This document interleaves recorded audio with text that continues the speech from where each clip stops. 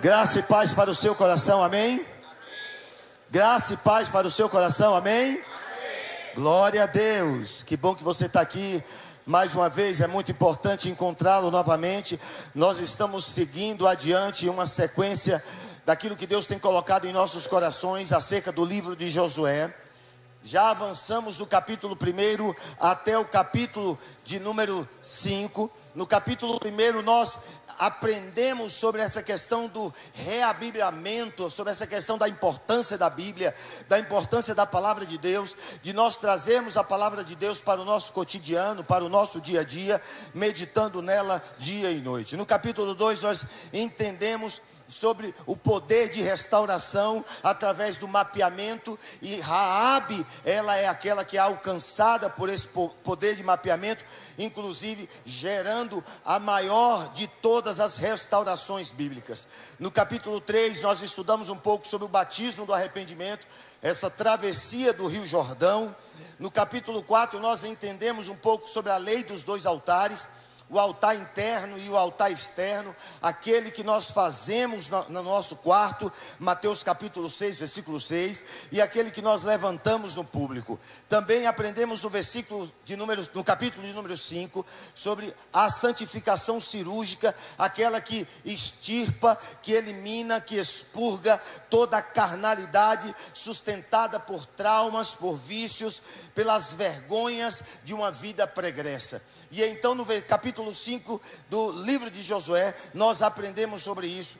E lá no finalzinho do capítulo 5 do livro de Josué, Josué tem um encontro fantástico. Josué encontra-se com um ser, alguém especialmente que é de forma tipificada a pessoa de Cristo Jesus. E quando ele vê este homem com a espada nua, desembainhada, isso está no capítulo 5, no versículo 13 em diante, ele pergunta então: ei, és tu um dos nossos ou é um dos inimigos? Você está vindo e você é um dos nossos ou é um dos nossos inimigos? E então o anjo responde para ele: não, mas venho agora como príncipe do exército do Senhor. E no final desse capítulo, o anjo, que na teofania é Cristo Jesus, diz para Josué: tire a sandália dos seus pés, porque o lugar que você pisa é santo. Todas as vezes que nós encontramos essa tipificação de um anjo aparecendo para alguém, imediatamente aquele local torna-se santo. E os anjos orientam que eles possam tirar as sandálias dos pés, pois aquele ambiente torna-se santo. Essa mesma alegoria, ela é feita no encontro entre Deus e Moisés, na sarça que ardia, na sarça ardente, onde o Senhor fala com ele: tire a sandália dos seus pés, porque o lugar que você está pisando é santo. Sabe, quando nós andamos com Deus, quando nós caminhamos com o Senhor, naturalmente, ao nos aproximarmos dele, quanto mais próximo de Deus estivermos, mais o inimigo se afastará de nós. Quanto mais próximo ao Senhor, mais longe o inimigo estará de mim, e mais santidade estará fluindo ao meu redor, mais santidade estará fluindo ao meu lado, porque Deus estará comigo. Naturalmente, ao Senhor está contigo, aquele lugar torna-se santo, porque Deus é santo. E nós precisamos entender que, como adoradores do Senhor, Ele nos qualifica também nesta posição. No capítulo de número 6, é o que nós iremos entrar esta noite. Capítulo de número 6, no versículo de 1. E eu quero ler alguns versículos com vocês. Eu quero que você acompanhe comigo as referências bíblicas que eu irei passar. Por favor, capítulo 6, versículo 1 diz assim: ora, Jericó estava rigorosamente fechada. Diga comigo, rigorosamente. Diga mais forte, rigorosamente. Agora melhorou. Ora, Jericó estava rigorosamente fechada por causa dos filhos de Israel. Ninguém entrava, ninguém saía. O verso 2 diz: então disse o Senhor a Josué: olha, tenho dado na tua mão a Jericó, ao seu rei e aos seus homens valorosos. Vós, pois, todos os homens de guerra, rodeais a cidade, cercando-a uma vez. Assim fareis por 6 dias. E 7 sacerdotes levarão 7 trombetas de chifres de carneiros adiante da arca. E no 7º dia rodeareis a cidade 7 vezes, e os sacerdotes tocarão as trombetas. E será que, tocando-se prolongadamente a trombeta de chifre de carneiro, ouvindo voz o zunido da trombeta, todo o povo gritará com grande brado, e o muro da cidade cairá abaixo, e o povo subirá por ele, cada um em frente. Amém? Você está comigo ainda? Amém? Vamos para o verso 6. Então Josué, filho de Num, chamou os sacerdotes e disse-lhes: levai a arca da aliança. E 7 sacerdotes levam 7 trombetas de chifres de carneiro adiante da arca do Senhor. E disse ao povo: passai e rodeai a cidade, e quem estiver armado, passe adiante da arca do Senhor. E assim foi que, como Josué dissera ao povo, os 7 sacerdotes, levando as 7 trombetas de chifre de carneiros diante do Senhor, passaram e tocaram as trombetas. E a arca da aliança do Senhor os seguia. Olha o verso 9 o que diz, nós vamos ler mais 2 versos. E os homens armados iam adiante dos sacerdotes que tocavam as trombetas, e a retaguarda seguia após a arca. Andando e tocando as trombetas iam os sacerdotes. Porém, ao povo Josué tinha dado ordem dizendo: não gritareis, nem fareis ouvir a sua era deles, a de vocês não, de vocês podem falar, a sua voz, nem sairá palavra alguma da vossa boca, até ao dia que eu vos diga: gritai, então gritareis. Amém? Você está comigo? Amém? Esse capítulo, ele começa de uma forma que estabelece uma quebra total de paradigma para todos nós. Os traumas que amedrontam as nossas vidas, as feridas que amedrontam as nossas vidas, os pecados não confessados, pecados ocultos e escondidos, são fortalezas que nos impedem de chegarmos próximos a Deus, de nós estarmos mais perto do Senhor. Esses traumas que carregamos, essas feridas que carregamos, muitas vezes não confessados, são de formas típicas, acusações não aleatórias, mas sistemáticas do mal de Satanás contra as nossas vidas, acusando-nos de atos feitos e coisas que praticamos em nossa vida pregressa, por não haver confessado em um ato público, por não ter descido ao Gilgal, e lá em Gilgal participado daquela circuncisão cirúrgica que arranca de nós todo o pecado, conduzindo-nos a uma vida santa. Muitas vezes somos condicionados a ouvir vozes essas, humanas ou espirituais, que nos condenam de uma vida passada. Mas esse capítulo, ele quebra os paradigmas, porque aqui nós verificamos que a fortaleza agora não era mais um lugar de segurança, mas um lugar recuado, escondido, encolhido, amedrontado. Os povos que estavam ali dentro, os povos de Jericó que estavam dentro da fortaleza, como diz o capítulo 6, versículo 1, eles estavam acuados e com medo dos filhos de Israel, apavorados, porque os traumas foram vencidos, apavorados, porque o medo foi vencido. É assim que Satanás se comporta, quando você confessa o seu pecado, e não há mais o que ele te acusar. ele será acuado, encolhido, amedrontado em fortalezas, sabendo que ele já é destruído pelo sangue de Cristo Jesus, o nosso Senhor. Sabe, eles estavam cercados. Nesse momento, o que eu entendo é que o subjugado estava subjugando. O escravo se tornou o senhor. O amedrontado saiu do medo e ganhou coragem. O acovardado não vivia mais debaixo da opressão da covardia, mas levantou-se e ergueu a sua voz, para que pudesse, em um grito de vitória, colocar as barreiras, as fortalezas de Jericó ao chão. E isto sim é o momento de libertação da alma humana, o momento em que Satanás não pode mais nos acusar. E dessa forma, Josué preparava o povo para a grande vitória, não é para a batalha. E aqui há um engano quando nós entendemos dessa forma.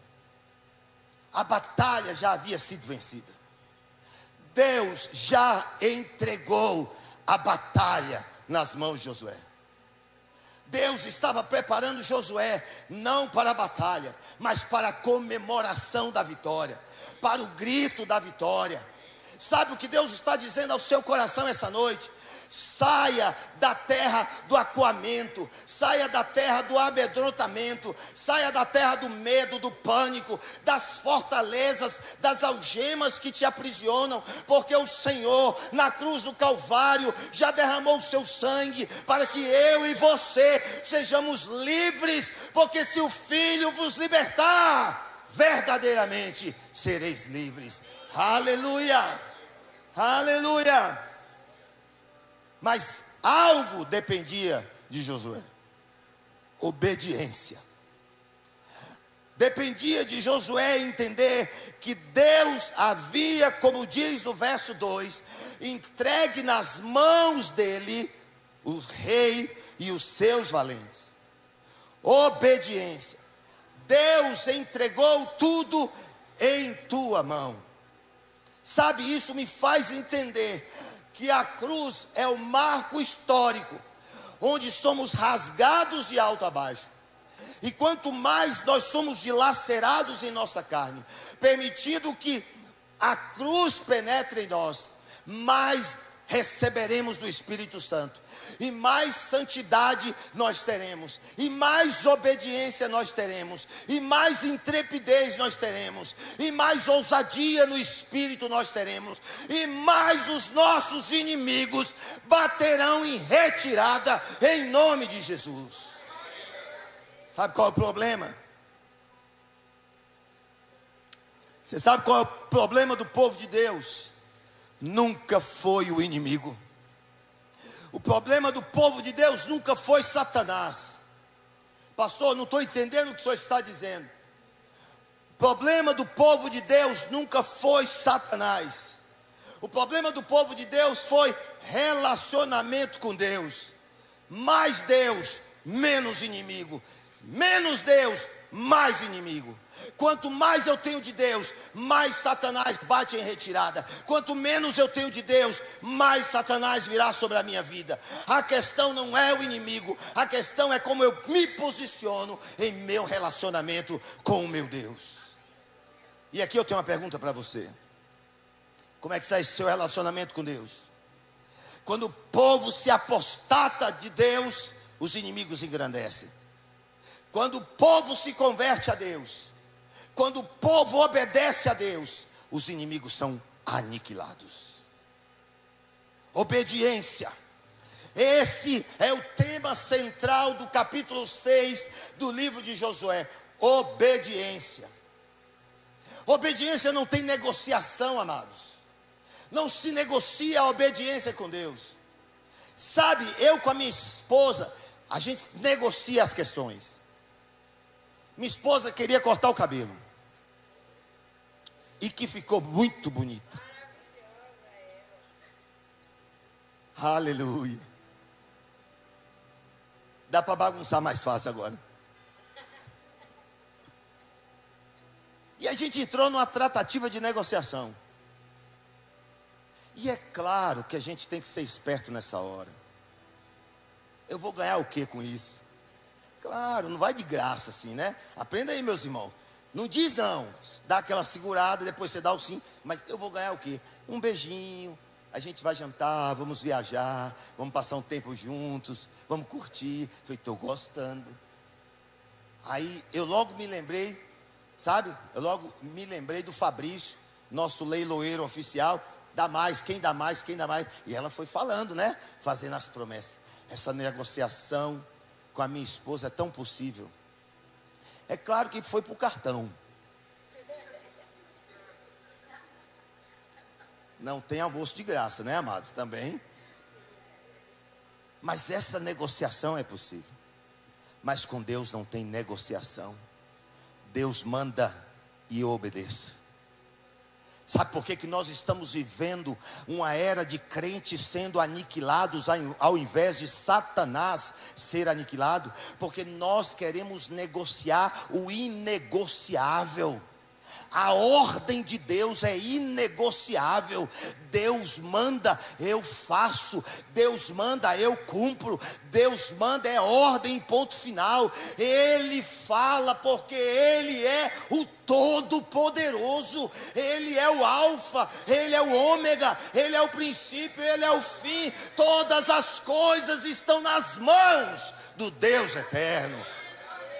Aleluia. E para que nós possamos avançar nessa obediência, carregue em sua mente que você precisa ser guerreiro. Não entre na batalha sem você ser um guerreiro. Nesse processo de libertação da sua própria vida, nesse processo de libertação da sua casa. Sabe, há muitas irmãs que nos procuram no gabinete pastoral, falando sobre as suas vidas, sobre os seus casamentos, as dificuldades que estão tendo no casamento. E a minha orientação sempre é: minha irmã, não entre nesta batalha espiritual, nesse processo de libertação espiritual, se você não entender que você é uma guerreira. Porque guerreiro não baixa a guarda, guerreiro ora constantemente, guerreiro está diante de Deus, clamando, jejuando, buscando a face do Senhor, olhando para Deus e entendendo, mesmo que a batalha ela está diante de mim, a minha vitória já me foi dada em nome do Senhor Jesus. E se você não crê, eu vou te dizer uma coisa: eu creio por ti.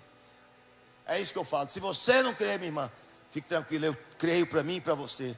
Porque a palavra de Deus diz: eu e minha casa. Você pode repetir? Eu e minha casa. O que fará? Serviremos. Aleluia. Sabe, nesse processo você precisa ser guerreira. Você precisa ter essa vontade. Você precisa ser aguerrida.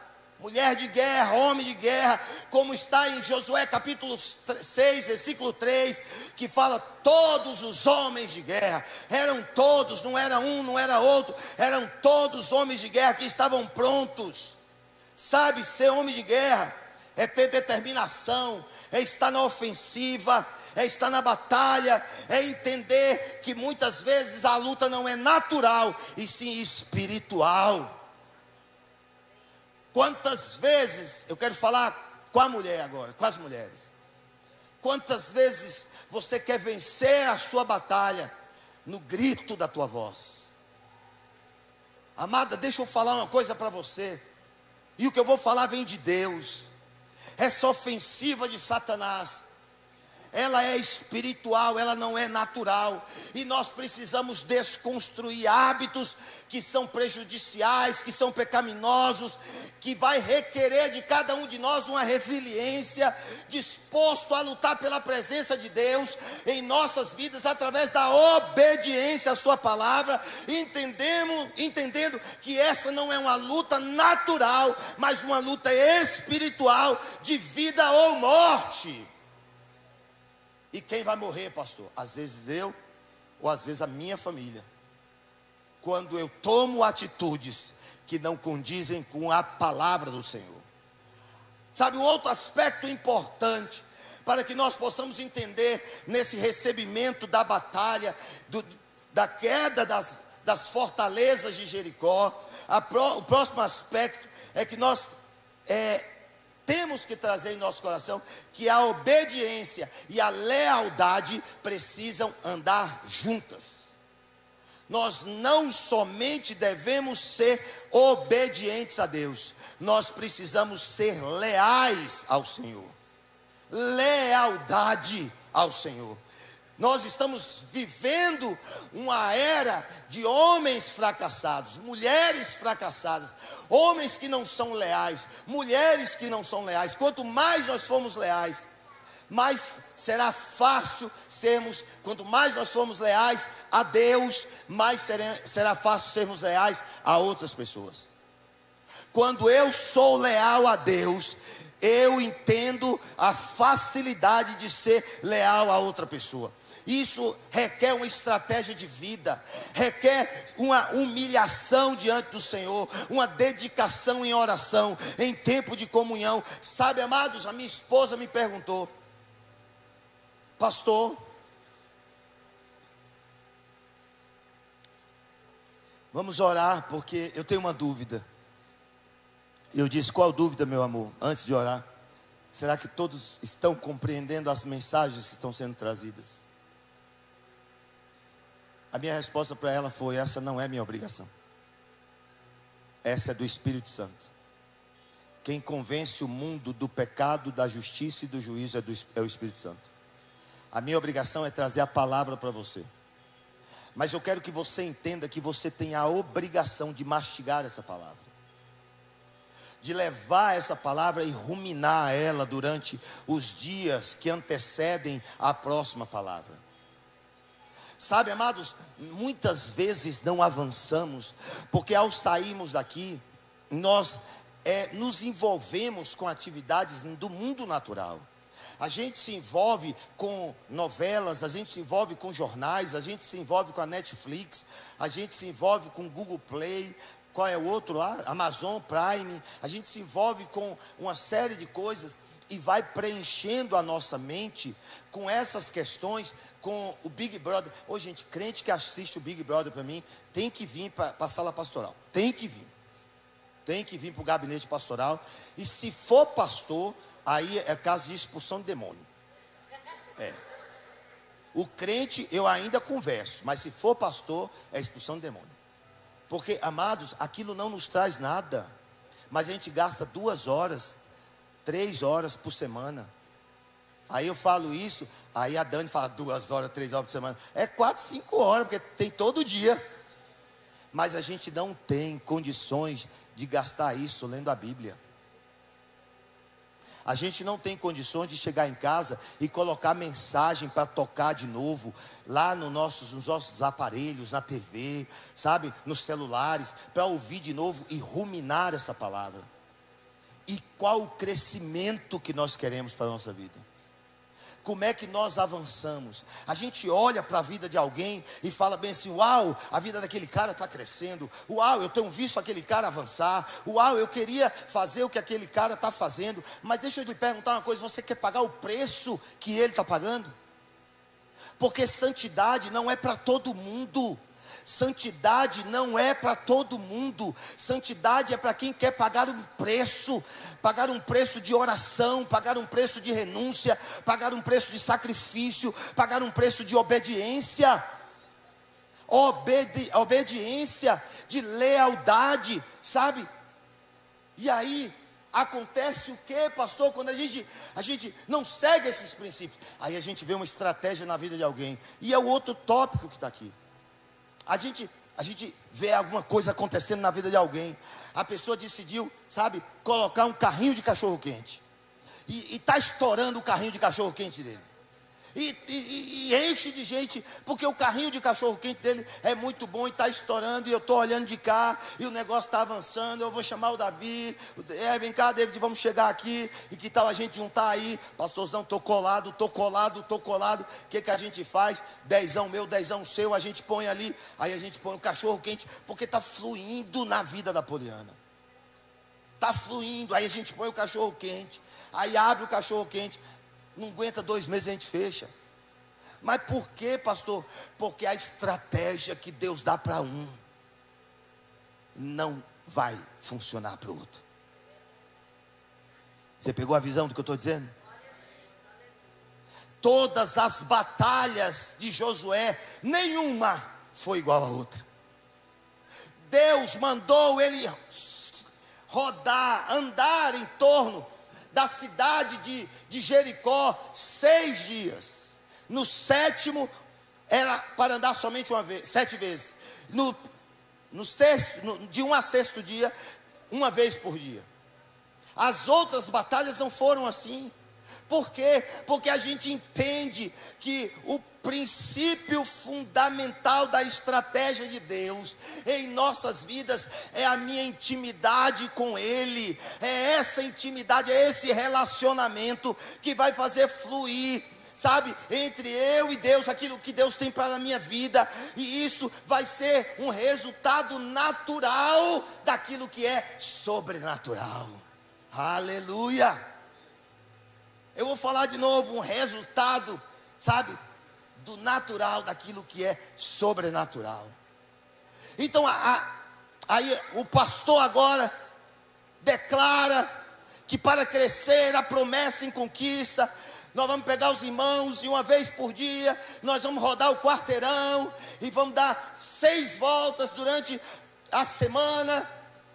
Aí no 7º dia, você já vai estar mais preparado. Nós vamos dar 7 voltas agora. Mas funcionou, pastor, com Josué lá em Jericó. Aquela era a estratégia de Deus para um homem que tinha relacionamento com Ele. Eu pergunto, qual é a estratégia de Deus para a tua vida? E responda você mesmo para si, desde que você entenda que essa resposta só virá através do relacionamento que você tiver com Deus. E aí é óbvio que nós precisamos entender que tudo isso que eu estou falando tem uma conotação didática. O que é conotação didática, pastor? Tem uma conotação de aprendizado, de reeducar, sabe? A estratégia divina, ela precisa passar pelas nossas vidas com os princípios de forma que gerem em nós resultados. Mas esse resultado, ele só vai acontecer quando eu tiver uma reeducação na minha vida, uma reeducação dos meus métodos, uma reeducação daquilo que eu faço. Sabe, eu não vou ganhar o novo de Deus vestindo a roupa velha dos meus costumes. Eu não vou ganhar o novo de Deus sendo que eu não sento para ler a Bíblia. Eu não tenho tempo para orar. Eu não tenho tempo para meditar na palavra. Amados, pegar o celular e ver lá versículos da Bíblia no Instagram, isso não é comunhão com Deus, não, amados. Isso não é comunhão com Deus. A gente entra no Instagram para ver o Instagram. Aí ele direciona. Os algoritmos direcionam para aquilo que você mais fala. E se você fala de Bíblia, vai aparecer coisas de Bíblia, frases de Bíblia. Mas isso não é comunhão com Deus. Comunhão com Deus é Mateus 6,6, é entrar para o meu quarto, fechar a porta do meu quarto, orar ao meu Pai que está em secreto, e Ele vai me ouvir, e vai ver meu clamor, vai ver meu choro, vai ver minha revolta, vai ver minha falta de perdão. Eu chegar lá e falar: oh Deus, eu sei que a Bíblia fala, é tua palavra, está dizendo para eu perdoar, mas está difícil. Você não acha que Deus não vai te compreender? Claro que Deus vai te compreender, porque Ele é Pai. Eu disse compreender e não perdoar. Perdoar é arrependimento, mas Ele vai te compreender. E a gente precisa entender que essa reeducação, ela deve acontecer em nossa vida, e ela só vai acontecer se ela for repetida. Se eu fizer hoje, se eu fizer amanhã, sabe, a gente não obedece sem persistência. Quantos de nós aqui, salvo conduto alguns, Quantos de nós aqui não conheceu aquela psicóloga, como é que é o nome dela? Como é que é o nome lá? Havaiana. Quantos de nós não conheceu essa psicóloga chamada Havaiana? Oh, quantos de nós? Muitos de nós conhecemos a psicóloga havaiana. Sabe, um dia, eu nunca apanhei de meu pai nem de minha mãe. Só levei uma chinelada. E os fortes aqui já sabem da história. Eu mostrei língua para minha mãe, olha que coisa bonita. Ela queria cortar minha língua fora com a tesoura depois disso. Aí eu escondi atrás de um pé de manga. E ela com o chinelo na mão. Aí eu fazia assim, mostrava a língua e escondia. Fazia assim, mostrava a língua e escondia. E ela em pé, na mesma posição, com chinelo. Parecia que ela estava, sabe, com escopeta engatilhada, a bala na agulha, só esperando o momento. Aí eu fiz assim, nada. Fiz assim, nada. Terceira vez quando eu fiz assim, eu só vi a psicóloga vir me aconselhar. Pá! Sabe, amados, deixa eu falar uma coisa para você. Você só vai aprender através da repetição. Hoje você vai orar, não vai gostar. Amanhã você vai orar de novo, vai achar chato. Depois de amanhã você vai orar, botar a Bíblia junto, você também não vai gostar. É igual exercício, amados. Você não faz exercício porque você gosta, não. Se tiver alguém que faz porque gosta, vai para o gabinete pastoral também. Ali é questão de gabinete pastoral. Sabe? Mas chega uma hora que o corpo começa a sentir falta. E começa a querer aquilo. Isso é reeducação. A gente precisa reeducar os nossos hábitos, sabe? Levá-los, subjugá-los. E esse texto que nós estamos lendo está falando sobre isso. Sabe, Deus diz para Josué: pega o povo e coloca o povo para rodar Jericó 6 dias. E depois da primeira volta, o que eles tinham que fazer? Eles rodavam Jericó e depois voltavam para o arraial. Eles voltavam para levantar as mãos e adorar o Senhor. E amanhã vai de novo rodar.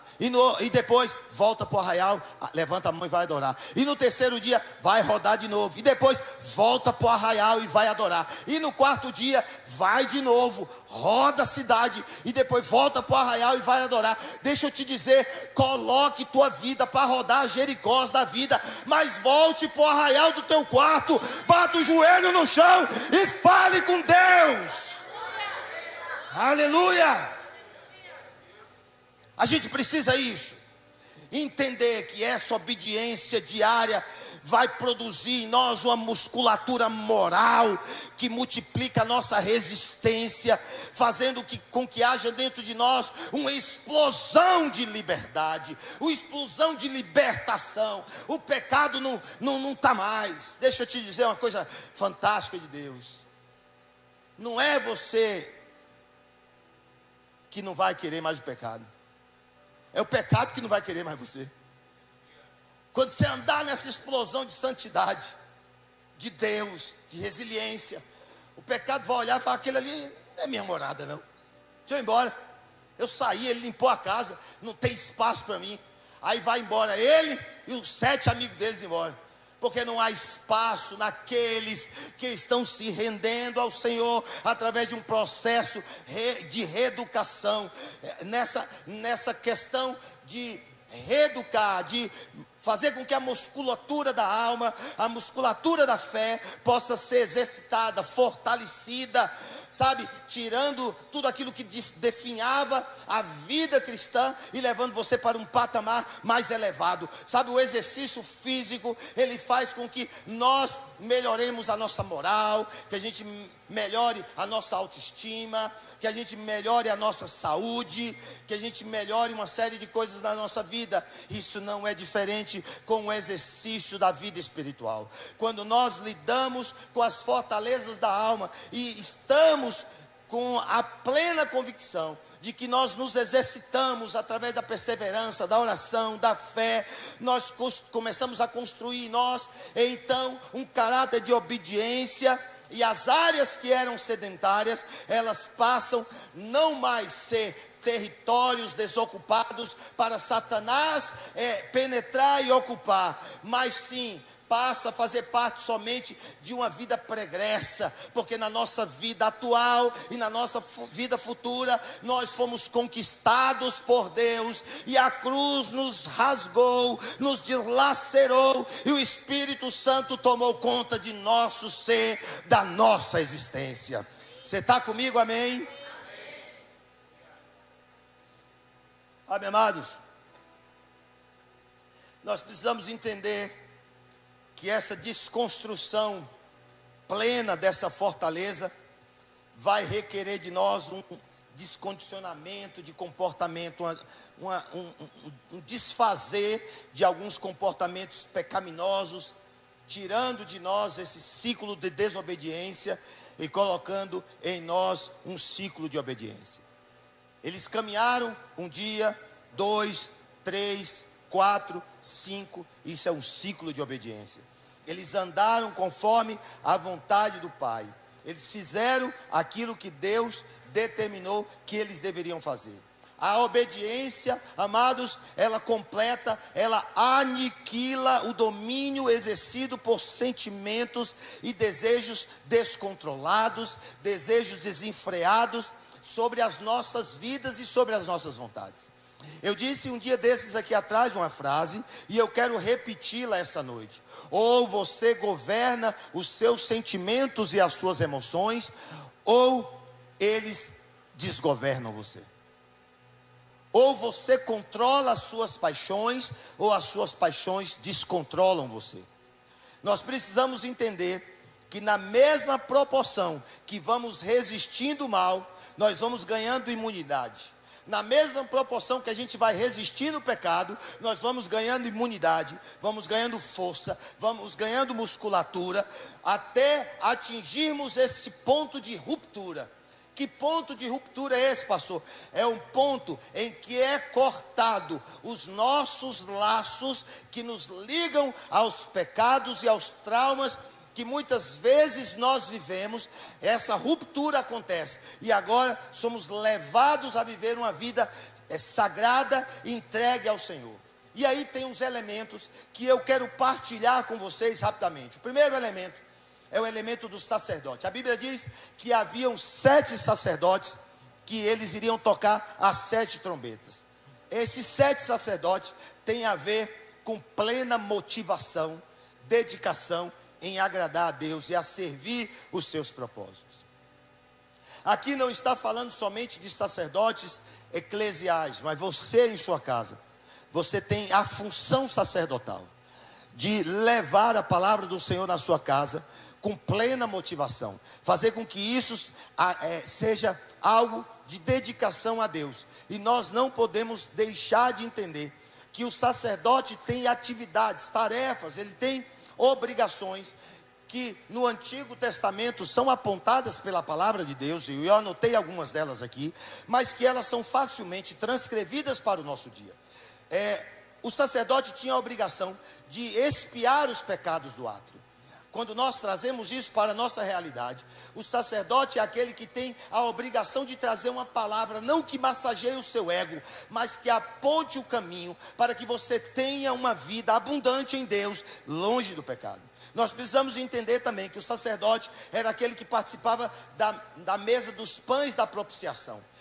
Essa mesa dos pães da propiciação pode ser muito bem simbolizada pela Santa Ceia do Senhor, que hoje o sacerdote tem a obrigação de servi-la com a igreja de Cristo. O sacerdote também tinha a obrigação de entrar no Santo dos Santos e levar a face de Deus até o povo. Você tem esta obrigação dentro da sua casa. Sabe quantas vezes nós estamos negligenciando os nossos cultos domésticos, as nossas orações domésticas? Não temos dedicado o nosso tempo. Amados, chegará um tempo em que o nosso Senhor virá, e eu não duvido disso. Eu posso até dizer que já sinto o cheiro do nosso Senhor voltando. Porém, a sua credencial não lhe garantirá a sua salvação. Você não poderá levantar a sua credencial de membro ou de pastor dizendo: eu fui pastor tanto tempo, eu fui membro tanto tempo. Não, aquilo que lhe conduzirá aos céus é você crer no Senhor Jesus Cristo como Salvador e viver uma vida de obediência, renunciando o pecado, renunciando dia a dia. E alguém então me perguntou um dia desses: pastor, viver essa vida não é fácil. Não é fácil. Eu perguntei por quê? Por que não é fácil?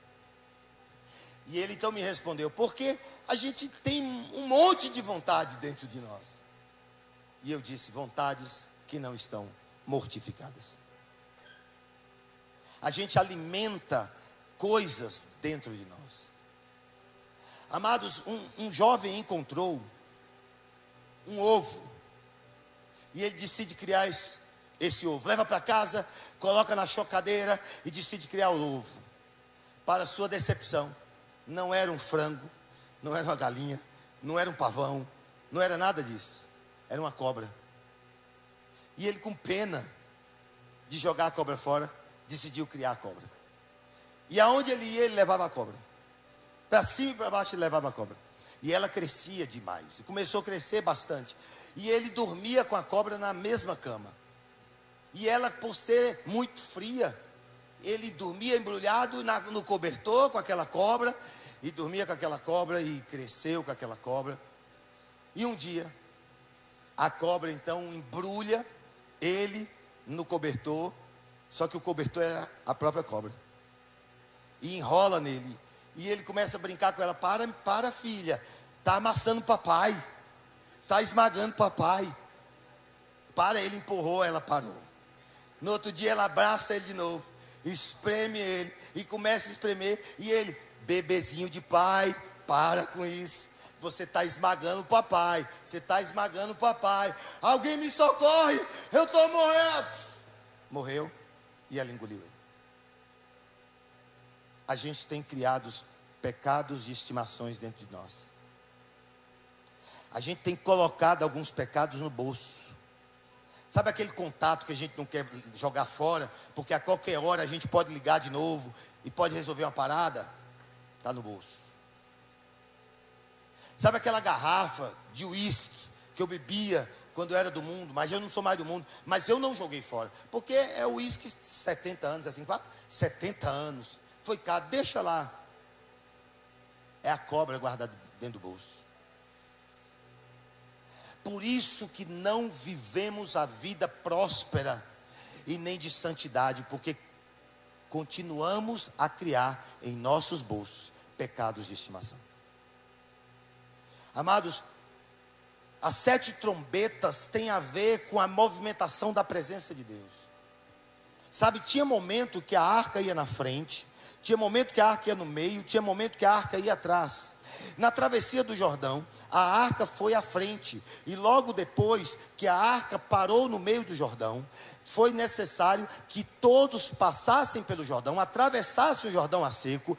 Logo depois os homens tiraram as pedras, construíram o altar e a arca da aliança estava ali, a presença de Deus estava ali. Então há momentos em que essa arca da aliança, ela vai à frente, há momentos que ela vai atrás, há momentos que ela se movimenta de forma diferente, mas há aqui uma lição, há algo aqui que eu preciso que você entenda. O tocar da trombeta tem uma tipologia, o tocar da trombeta tem um significado de vigilância. Quando você ouve um barulho, quando você ouve uma buzina do carro, é algo de vigilância, é algo para chamar a sua atenção.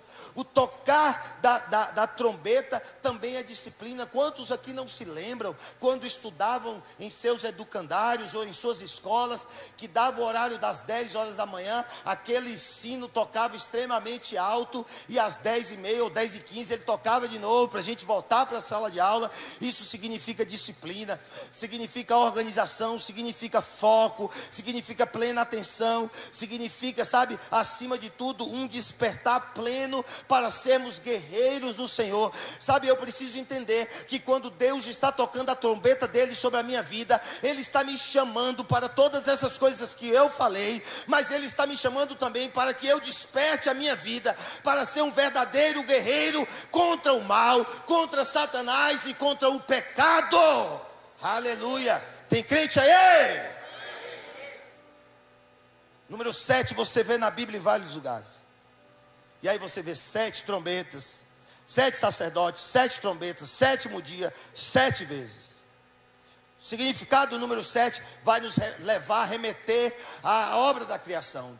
Em 6 dias fez o Senhor os céus e a terra, e no 7º dia o Senhor descansou. No sábado Deus descansa. Aqui nós temos uma tipologia. Quando Deus diz, vocês vão rodear a terra 6 dias, e no 7º dia vocês farão 7 caminhadas, totalizando 13 voltas em Jericó. Aqui nós estamos falando de uma tipologia da criação de Deus. Deus estava dizendo, eu farei renascer dentro de vocês a minha vida plena. Quando nós vamos para o joelho, quando nós vamos para o pó, quando nós nos humilhamos, quando nós nos entregamos ao Senhor, quando nós nos confessamos uns aos outros e a Deus, Deus está dizendo, eu vou recriar em você uma semana completa, aonde a obra salvífica começa no domingo e termina num sábado, um sábado de descanso em minha presença, onde você vai ver eu, o Senhor, lhe recebendo em meus braços. Aleluias, aleluia. Sabe, amados? E aí a gente ainda nesse tema dessa configuração, a arca, ela precisa ser vista por você como a vontade de Deus. E a vontade de Deus, ela é divina, e ela nunca pode estar longe da vontade de nós, né? A vontade de Deus nunca pode estar longe de nós. Nós precisamos entender que essa vontade de Deus, ela deve fluir em nossas vidas. E eu estou quase terminando, mas eu quero ler um texto, ou melhor, falar de um texto, que está no Josué capítulo 6, versículo 9, que nós já lemos. Ele diz que os homens armados iam adiante, tocavam as trombetas, e a retaguarda seguia após a arca, andando e tocando as trombetas, iam os sacerdotes. Aqui nós temos algumas figuras que são importantes da gente, de forma elementar, trazer para não perder esse raciocínio. À frente, né, haviam homens armados. No meio, os sacerdotes com as trombetas. A arca aqui já muda de posição. Lá no Jordão, a arca está na frente. Aqui, a arca está no meio. E logo atrás vão soldados da retaguarda. Isso tem a ver, há um significado espiritual. Isso tem a ver que à frente de nós precisa estar a perseverança. Fracassamos porque não perseveramos. Por que a gente diz que vai fazer exercício, faz 3 dias e desiste? Falta de perseverança. Por que a gente escolhe viver algumas coisas na vida? Eu vou ler um livro, tá? Eu vou ler um livro, pastor.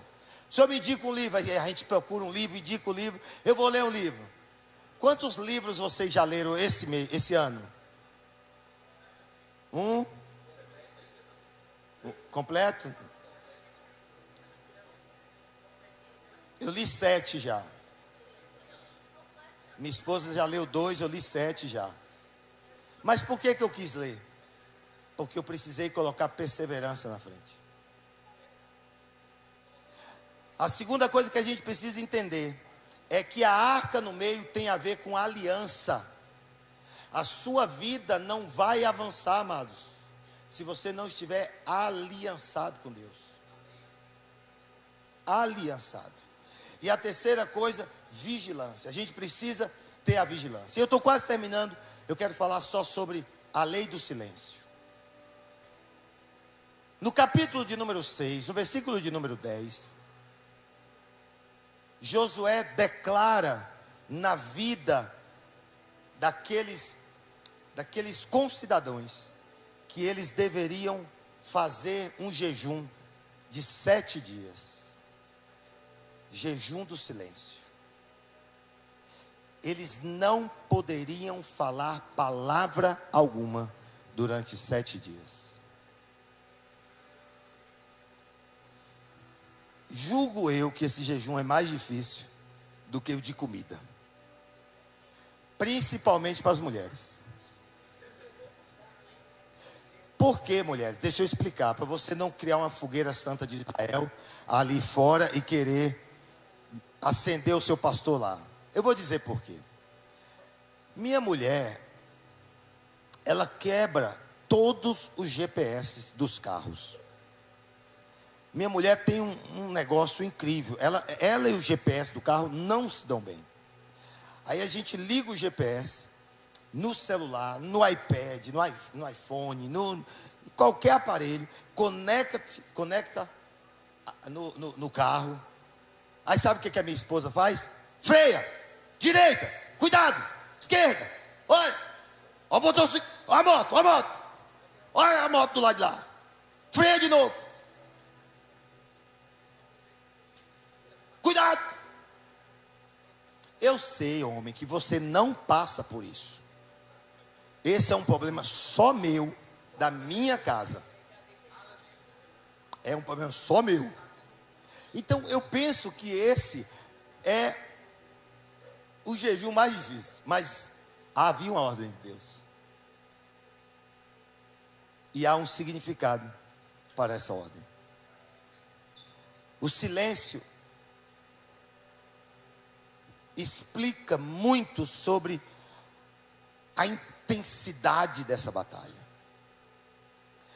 Quando Deus manda eles ficarem calados, esse silêncio fala muito sobre essa batalha, sobre a intensidade dessa batalha.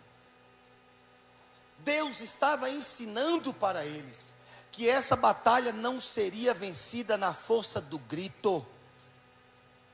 Ela seria uma batalha que estaria desenhada numa plataforma legítima da autoridade de Deus e não em palavras humanas ou qualquer outra situação que desse a entender que eles venceram no poder da voz. Quando nós entendemos que as tempestades, elas vêm sobre nós, mas mesmo com a nossa boca fechada, a autoridade de Deus está sobre nós. Não há tempestade que vai se manter em pé, não há inimigo que vai se manter em pé, porque maior é aquele que está em nós do que aquele que está no mundo. Aleluia! E eu preciso que você entenda isso. E entenda que isso é bíblico. Ei, mulher, você que tem problema em casa, dificuldade, deixa eu te dizer, há tempo de falar e há tempo de calar. A palavra de Deus diz em Eclesiastes 3, verso 7 sobre isso. Nós precisamos entender que o silêncio é a maior arma que a alma pode ter. Porque Satanás não tem poder de escutar os nossos pensamentos. E é no jejum do silêncio que eu me retrato com Deus, que eu me dirijo a Deus, e só Ele vai me ouvir, e em meu silêncio virá em meu socorro. Eu creio nisso. E aí talvez você esteja dizendo: pastor, calar dói, pastor. Eu queria falar umas verdades para aquele homem, pastor. Eu queria falar umas verdades para aquele homem, pastor. Ele merece ouvir umas verdades, pastor. Sabe, pastor, ele está sendo irresponsável. Ele não está cumprindo com a obrigação dele. Eu vou falar umas verdades para ele. Sabe por quê, pastor? Porque o calar dói. O calar exige de nós o domínio próprio. O calar exige de nós domínio próprio. E domínio próprio é um fruto do Espírito. E só domina a boca calando quem tem domínio próprio. Consequentemente, quem tem o Espírito Santo. Você pode dizer amém, tá? E é muitas vezes calado que de repente a vitória chega. Eu quero que você entenda que calar dói, mas calar é estratégico. É a guerra na alma. que precede a paz e uma fé incandescente na palavra de Deus. Dói, mas a minha fé ultrapassa esses limites.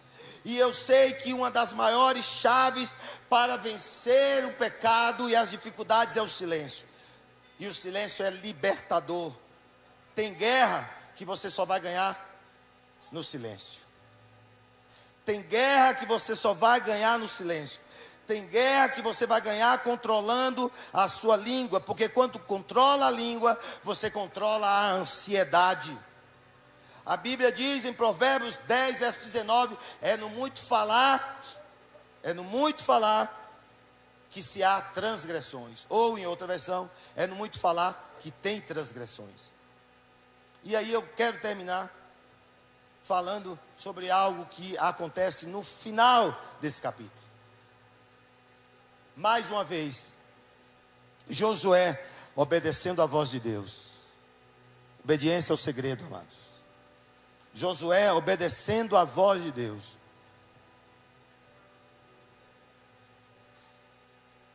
Ele chama os dois espias e diz assim: Dan e David, faz um favor, vai lá na casa de Raabe. Vão vocês dois lá. Vocês foram lá, se esconderam na casa dela, espiaram a terra, mapearam a terra. Eu, como Josué agora, ordeno que vocês dois vão lá e traga Raabe para fora. Sabe, a mulher da prostituição, a mulher que vendia o seu corpo para ganhar dinheiro nos muros de Jericó, a mulher que passou pela restauração familiar mais completa da Bíblia.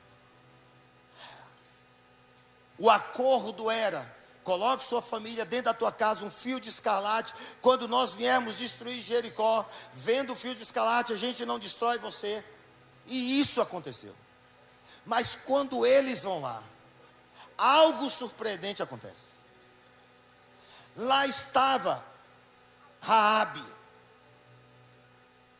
Quem era Raabe? Raabe, porque ela não era mais prostituta.